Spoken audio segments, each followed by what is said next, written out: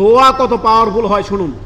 ইব্রাহিম আলাইহিস সালাম এক দোয়া করেছেন, এক দোয়াতে পুরো বংশধর দোয়া কত দরকার, সুবহানাল্লাহ। দেখুন বাংলাদেশে এখন আমরা শুনতে পাচ্ছি, বিভিন্ন পত্রপত্রিকায় নিউজ টেলিভিশনে শুনতে পাচ্ছি, বাবা ছেলেকে হত্যা করে দিয়েছে, ছেলের অত্যাচারে বাবা অতিষ্ঠ হয়ে গেছে, আর বাঁচার স্বাদ নাই বাবার।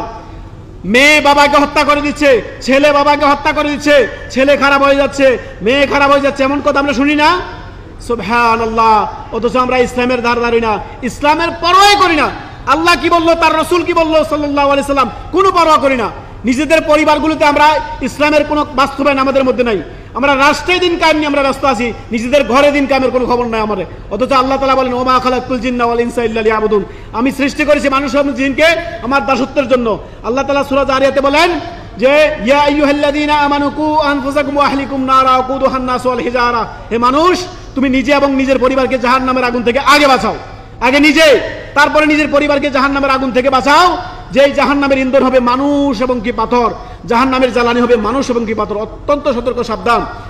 ইব্রাহিম আলাইহিস সালামের দোয়া শুনুন, তিনি বলেন রব্বি জাআলনি মুকিমাস সালাতি ওয়া মিন যুররিয়াতি রব্বানা ওয়া তাকাব্বাল দুআ। এক দোয়াতে, দোয়া কত পাওয়ারফুল দেখেন, এক দোয়াতে কিয়ামত পর্যন্ত আল্লাহ তাআলা কবুল করে নিয়েছেন। সুবহানাল্লাহ, আল্লাহু আকবার। অতএব আমরা দোয়া করব।